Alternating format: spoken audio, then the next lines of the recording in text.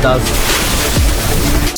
Hello YouTubers, you're back here with Chevron, and I'm going to be bringing to you another budget deck profile. And this time around, we're going to be doing Zodiac Kaiju Sky Strikers. So Sky Strikers as an archetype has been hit pretty hard on the ban list now, losing Engage altogether, which was their main card to go to. And a lot of their stronger cards have been limited, which does slow the consistency down a fair bit now.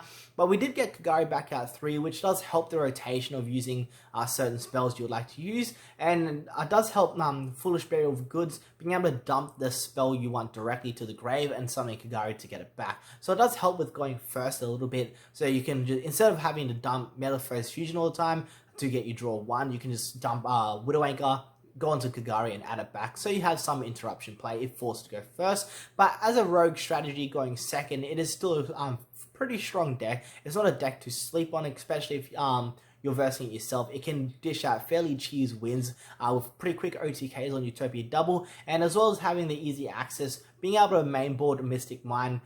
Mystic Mine just being one of those cards that will win on its own. If your opponent has no mainboard, add to that card, you just win off your opponent decking out first in a way. So yeah, with the deck profile, if you want to take it to the higher levels of competitive like scenes altogether, say regionals or YCS, I will add a fair few cards at the end that you can get added to the deck that will greatly help you on your success. But when for local play, you can expect to be picking up a fair lot of wins, because it's still, like I said, it's still a very strong deck as a rogue strategy. For the new players out there looking for a budget deck to pick up on, do recommend this deck, as well as Shadol's. Did do a video on that previously. You can check that out on the channel. But yeah, for this Sky Striker build is more fixed for the people who like the OTK strategy, but it does have a way to go first after siding if you know your opponent's going to force you to go first. So with that, let's get straight to the deck profile. For the main deck, I've done the deck profile a bit differently this time. Instead of sorting the cards out into monster spells and traps, I have put them into their archetypes to make it a bit easier for the viewers to keep track on just the different cards I use in the archetypes, so you don't have to keep going back and forth. So let's start with the Sky Strikers, which is the majority of the deck. So you run 3 copies of Ray. Ray is pretty much the heart and soul of the deck. All your link monsters are just they're link 1, so they just require Sky Striker Ace to link into them, and then they all have pretty cool effects as well. And Ray, pretty much when your opponent makes your link monster leave the field from a card effect or battle, you can special summon this card back onto the field, and then at quick effect you can link summon again, so you can link summon on your opponent's turn using Ray. So a very powerful card. And in combat as well, you can attack for 15, then link on your own turn into a link monster in combat to do another 15. So yeah, very good technique Sky Strikers have with that. And then as the other 2 monsters for the Sky Strikers, I run 2 copies of Rose. Just put a sleeve for this one because I have a second copy borrowed at the moment. So yeah, Rose is one of the newest additions to the Sky Striker lineup. Pretty much when a Sky Striker Ace monster is normal special summon, except for Rose, you can special summon this card from your hand. And then if an extra deck monster is destroyed by battle or leaves the field because of your card effect while this card is in your graveyard, you can special summon this card. So, and then negate the effects of one face-up monster your opponent controls. So very good utility Rose has there, as well as being able to get the easy level 4 into the field to pretty much close the game with an easy OTK.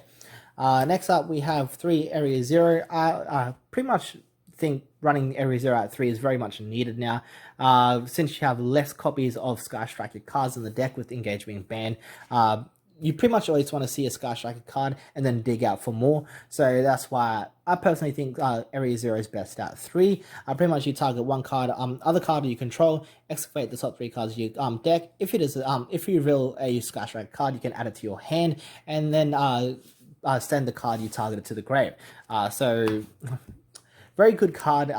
There are pretty good combos you can do with Area 0, especially with these 2. So what you'll do, normal summon Ray, activate Area 0, Area 0 targeting Ray, to use a mill, but then you chain Ray to link on your turn, so that you don't waste, you don't go negative on cards there, because you've used her to make your link summon, and then you still get the out of Area 0. So that's one way you can do it that way. And then on top of that, Area 0 does have another pretty cool effect. If it's destroyed by a card effect, you can special summon a Sky Striker Ace monster from your deck. So that is another easy way to get your rank 4s going. Next up, we have one multi-roll, which is also one of the cards that have been limited to one. At the end of your, so the first effect, you can target one other card you control, send it to the graveyard, and then if you do, your opponent can't activate cards or effects in response to your spell card activations for the rest of this turn. And then at the end of your turn, you get to set Sky Striker's cards for each different for each spell you. At the end of your turn, you get to set Sky Striker spells for each different Sky Striker spell card you activated this turn. So pretty much you use all your spells, set them all, but at when they leave the field, they banish. But it's a very good way to keep your card advantage up. Big reasons why this card was limited, because a lot of times you saw this card, you end up winning the game. So another one of is Widow Anchor. Pretty much it's a quick play spell. You can target one face-up effect monster on the field and negate its effect. You have to control no monsters to use this card. A lot of the Sky Striker spells have the same of having to control no monsters in your main monster zone. So you can have a monster in your extra monster zone and be able to activate your Sky Striker spell cards. And if you have 3 or more spells in your graveyard, you can take control of that monster until the end of phase as well. So pretty much link materials. 2 copies of Shark Cannon.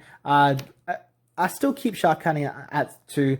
3 is kind of a brick, especially if you're going first. There's not much you can do with it. But if you control no monsters in your main monster zone, you can target one monster in your opponent's graveyard. You can banish that monster. So it's quick play. So you can pretty much do pretty cool interruption play if your opponent tries to utilize their graveyard.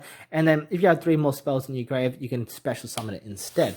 Which also you want to be using that on your turn, unless you need to use it as a form of defending yourself to mitigate the amount of damage your opponent does to you.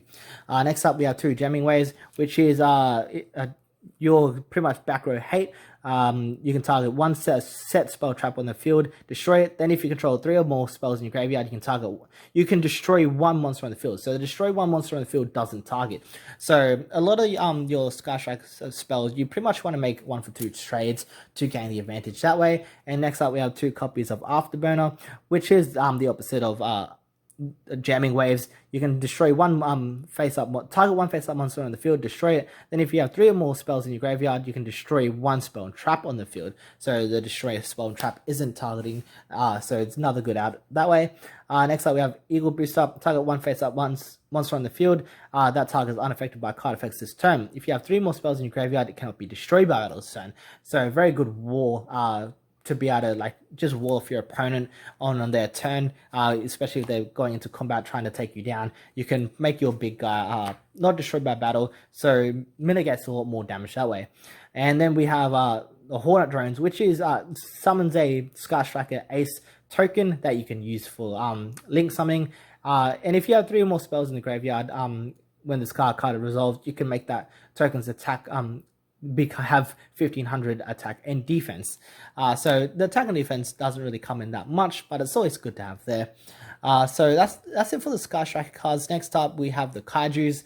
So I played 2 Interrupted Kaiju Slumber, pretty much the board wipe of the archetype, which is destroy all as many monsters on the field as possible, then special summon 2 Kaijus with different names from your deck. So you pretty much give your opponent the weaker Kaiju and give yourself the stronger one, and that does play a very big part on setting up your OTKs, which I'll be showing later on with a couple of demos you can do.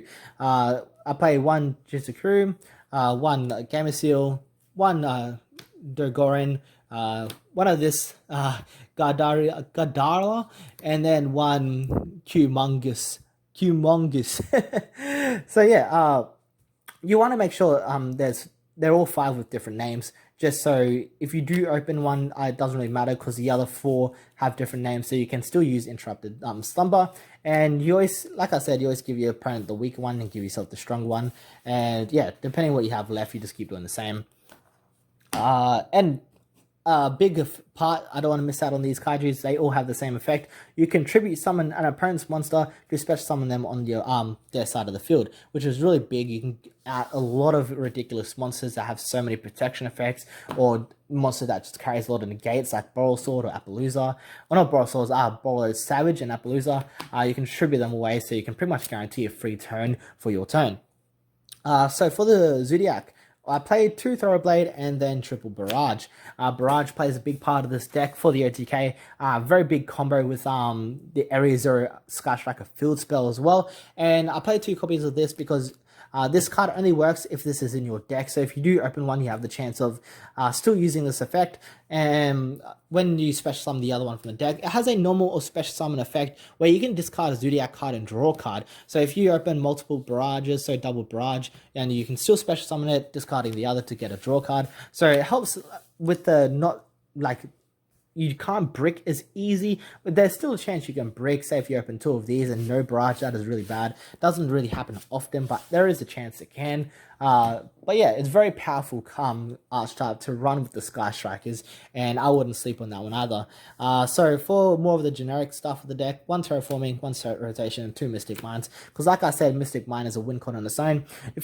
So it is a very powerful card when going second as well. If your opponent controls more monsters than you, your opponent cannot activate monster effects or declare an attack. So you can pretty much just sit on it. If they don't have any main deck out to Mystic Mine, they end up losing because they will deck out first. Next up, we have Double or Nothing, which goes with the double Utopia double OTK. So it's just 2 level 4s to make Utopia double. Then you can use his effect to detach material to add this to your hand, and then you overlay it onto Utopia himself, and then the Utopia bring out will have 5,000 attack, and then what you do, you attack with Utopia, use his own effect to negate his own attack, and if a monster when attack is negated, that monster can attack for a second time during this battle phase, and if it does, double its attack. So you're swinging for 10,000 damage. You hit anything with 2k or less attack, it is just game because it's 8,000 damage out front there. Or what you can do is if you have if you end up getting 3 level 4s in the field, you use one of them to make Hayate and use the other 2 to make the Double or Nothing play, and then it pretty much checks being able to attack into monsters right up to 3,500, because Hayate can attack directly for 1,500 damage, which will pretty much guarantee OTK most of the time.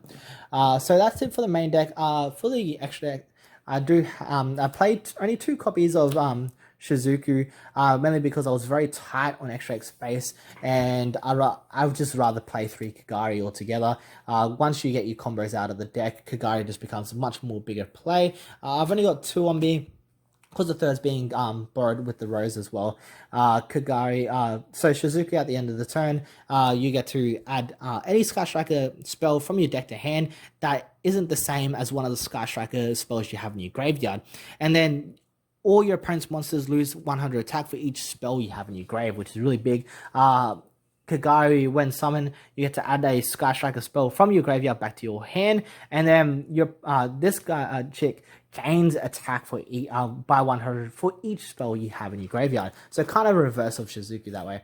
And then 2 copies of Hayate, because Hayate really helps with getting Sky Striker spells to your hand. So if you really have a bad hand, you can go to a Hayate, just attack directly, get a good mill of whatever you need, and then just go into Kagari to add it back. So with the whole, you just needing a Sky Striker Ace to link summon, they can link into each other, so you can go Hayate to link into Kagari. You just can't, you can't use the same. So for Hayate, it says you can use 1 non-win Sky Striker Ace monster. Hayate is win, so you can't go Hayate and Hayate. And I play 1 Kana because it's very good with the Ray play or on your opponent. So when you bring Ray back with her own effect, you can link it to this one, and what that does is when she's link summoned, you can target 1 face-up monster your opponent controls and can't attack. So it helps wall off more attackers. And then her other effect is every time you play a spell, you gain 100 life, which is a very cheat way you can win in time as well. 1 Ningirsu, the World Chalice Warrior. With this guy, he's pretty cool because the way you can utilize him pretty well is when he's link summoned, you can so his first effect doesn't really matter in this deck, so I'll skip that one. But once per turn, you can send 1 card from each player's field to the graveyard. So it doesn't target; it just sends 1 card in each player's field, which can help out pretty big monsters for fairly free. I've got this guy just sitting here until Ziki comes out. Ziki helps with the Ningirsu play. there's pretty much one Ingress is in there because I've been play testing with Ziki online, but Bolo's meant to be a Ziki, which is the link to Sky Striker for the deck. It comes out on the 19th for the TCG players, and he has pretty cool effects. On Link Summon, you can banish just any one monster in the field, so you can get rid of a problematic card, and then you can send one card from the field to the graveyard to buff herself by 1000 attack, which is really big. And then one Broadsword because it's the backup OTK. Link 4, pretty much it can attack twice by changing attack position monster to defense, and then it gains the attack of a monster attacks into, which is really big, or gains half. So the way it works is the opponent loses half their attack and Broadsword gains the half. So pretty much attacks over for 3000, and then you can change the card to defense or attack directly again. So the Utopia package, so Utopia doubles the one you lead up and for the discard, and then you go into Utopia himself, and that's the whole attack, then negate, then they can attack again for 10,000. But Utopia, the lightning's in there for a backup play if your OTK doesn't work, or if there's a very big problematic card on the field that you need to deal with. When Utopia the Lightning battles, your opponent cannot activate any effects at all, so he is free to use his own, which is detached too, and this guy becomes a 5,000 attacker. And if your opponent had monster had 2 grave effects, they won't get those effects at all because they can't activate it for the whole battle duration of Utopia Lightning being in the battle. So last card is Babushka. Babushka is in there if I get forced to go first, and it's just the only play I can make that can save me for the turn, and hopefully save me for the opponent's turn. So when you bring up Babushka, you bring in defense mode, and then all monsters that get summoned get switched to defense, and their effects are negated if they try to activate it. So for the side deck, it was very budget because I just wanted to stick with the whole budget theme to help players out. One Prangatops because it's very powerful going second, so is 2 mind controls. Prangatops there, especially some of you Prang controls more monsters than you do, and then you can attack with it, and then it has a tribute effect to destroy a monster destroy a card on the field. And mind control just allows you to take control of your opponent's monster, and you can use it for link fodder after that. For back row hate, I do play 2 Twin Twisters and then 3 Cosmic Cyclones. It could be other cards, but I'll get to that later. Twin Twisters, discard a card to destroy 2 spells and traps on the field, and then Cosmic Cyclones pay 1000 to banish a spell and trap on the field, which is really good because it gets bypasses destruction stopping effects. Play 1 Hercule base in the side. I don't really feel like it's needed in the main anymore, mainly because you've got Kagari back at 3, so you're returning materials back into your Sky Striker cards back to your hand. So you don't have to run the issue having to try and shuffle back so many cards back. But I do side it still because when you're in the grind game, Hercule base comes up with crap load. So I still wanted to play it, but I just wanted to stick to 40 cards in the main deck as well. I could easily make a swap for something. Even you guys can swap it if you feel like that's not right for you guys to do. But pretty much if this card is sent to graveyard by a card effect, you can target you can target 3 Sky Striker cards in your graveyard and then shuffle them back to your deck. So you can even bring back the extra deck monsters back to the extra deck as well. And then I played 3 copies of There Can Only Be One and 3 copies of Solemn Judgment. There Can Only Be One's pretty much the strongest floodgate in the game right now. Your opponent can only both players can only control 1 monster of each type. So you lock out like Heavy Machine or Heavy Cyburst decks, even Shadows, because they're all spellcasters, so it really hurts them. You can do a lot of things with There Can Only Be One, and Sky Strikers can play around There Can Only Be One very well, especially this version, because you can still make Utopia double with you can still make plays, because of the Zodiac being Beast Warriors and your Ray being a warrior, so you can still make you can still link up and try and go for the Broadsword OTK. Judgment's just really good because it really helps try to get around Evenly Match and Lightning Storm, which is very big and popular cards right now. Just pay half your life points to negate a monster would be summoned or a spell trap that's being activated. So very powerful card there. So with that, I wanted to quickly before I do demos, actually, for what type of boards you can try and OTK with, cards you can use to try and help this deck get better. Pretty much 3 Evenly Matched and 3 Lightning Storms, 6 well, yeah, 2 cards, but see, you run 3 of each, but 6 cards in total that come to mind that really gives this deck a big boost. Lightning Storm just being a very powerful card, but extremely overpriced right now. You can either destroy all your opponent's attack position monsters or all your opponent's back row. So that's really powerful there. And then evenly matched, extremely powerful card going second. Pretty much you pass your battle phase. At the end of your battle phase, you can activate it directly from your hand if you control no cards, and your opponent has to banish all cards until they control the same amount of cards you control. Evenly match will be the only card you control, so they've got pretty much got to banish their whole field, but for 1 card. So yeah, definitely cards to pick up on. They are pretty pricey at the moment, but if you do have them, I do recommend you playing them in Sky Strikers. You will be pretty much maining Lightning Storm and Evenly Match. You could probably make the cut for the Kaiju stuff if you have access to them. So yeah, I want to quickly demo. Like I said, I'll pretty much start with I'll pretty much just show different ways you can OTK the deck altogether. So this is not including the other 3 cards that you could possibly have in your hand, but this is pretty much the easiest step up combo to OTK for the deck. What you do is just activate Area 0. You can use its effect depending if you need it or not to dig your deck for more cards. A lot of the times you always use it, and then after that you can just use Barrage to pop Area 0. So Barrage can pop a face-up card you control to special summon a Zodiac monster from your deck. So you special summon Throwerblade, and then Area 0 effect will go off because it was destroyed by a card effect. You can special summon a Sky Striker Ace monster from your deck, so you can special summon Ray. And then what you can do here, depending on what your opponent's field looks like, it really changes how you would play this. Or if your other 3 cards didn't really break your opponent's board, you can definitely do other plays other than this. But you'll go straight into your rank 4 here if you're going for the OTK, and just go straight into double nothing. Go to battle phase first, and then you detach preferably Ray first to add double nothing from your deck to hand, and then you can overlay straight into Utopia. So that's part of the effect, to overlay into Utopia, and then what you do. This will only work if your opponent controls a monster with 2000 attack or less. So you attack into it, detach to negate his own effect, then you play double nothing to let it attack again, and then this time it will swing for 10,000 damage. So fairly easy OTK combo there. For more of the technical strategies, what you can do, say if your opponent has big monsters, it's pretty much the same setup with these.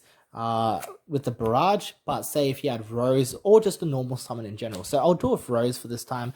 So same setup, using Barrage to get them 2 out, and then because you special summon a Sky Striker Ace monster, you can special summon Rose from your hand.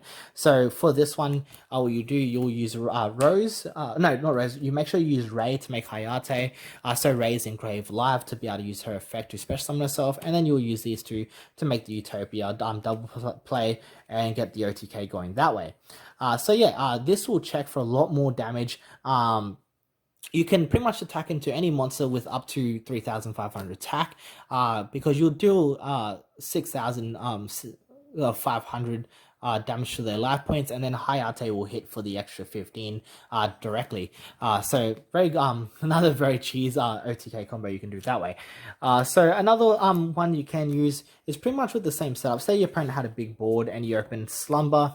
You can activate Slumber straight away to clear the field, to then give yourself Chizukuru and gives your opponent the Gamer Seal. And depending on what the rest of your hand looks like, if you can get 2 level 4s on the field again, you'll just use Utopia Double to swing into Gamer Seal. You'll hit them for 7,800, and then Chizukuru will hit directly. Chizukuru has 3,300 attack, so another easy way of doing an OTK that way. So there's a lot of different ways you can do it. Remember, Kaijus themselves have pretty good effects to be able to attribute parents monster to get rid of just bad monsters like Appaloosa, like I said, and Brawler Savage. Just any monster that gates or stops you from doing stuff. Versing Stoles, you can just tribute off Winder, and then after that you can Slumber if you have open to the Slumber for Kaiju. So Winder will really hurt this deck because it limits how many times you can special summon, so it stops your OTK. So you tribute it away and then Slumber after that. And then depending how your hand looks like, you can pretty much just OTK again after that. So yeah, I hope this deck profile and just quick setup on how to do an OTK, show new like just help new players out to be able to pick up a deck. Probably not a profile for more of the experienced players. I'm sure a lot of you guys out there already have a lot of cards. Like I said, this is more directed for budget reasons, for people just trying to pick up a new deck, or someone just entering the game altogether. For siding though, I'll quickly go over that. If you know your opponent is going to make you go first, you can pretty much side out all the Kaiju cards. There's 7 all up, 5 Kaijus and 2 slumbers, or you can even just side out 6 and leave 1 gamer seal in your main just in case you need it, and just bring in like 3 copies of Solemn Judgment and 3 copies of There Can Only Be One. Really helps going first. And same with back row. Against back row, you'll pretty much bring out all your Kaijus because they will not really do you much good there, and then you'll bring in like Cosmic Cyclones, Twin Twisters, Hercule Base, and then Prankatops, because Prankatops is very strong against back row decks. Can generate you pretty good card advantage when you're versing back row decks. So yeah, I hope you guys enjoyed this profile. I hope it really help new players as well think about what type of deck they can get into. I have done other budget profiles. I've done Kaiju Crusader OTK, which is pretty much a similar style but different way how they're more combo reliant on hitting their OTK, more fragiles to negation, so in hand traps. I did Shadows too, which is a very big deck to pick up on right now, and I've done not really a budget deck, but it was more semi-budget deck, which was Trap Tricks, which is a very strong deck at the moment as well for rogue strategy. So yeah, I hope you guys enjoyed this video, and I hope I helped out some of the new players out there. Feel free to support me by liking this video and subscribe to my channel, and you guys will definitely be seeing me next time. See you guys.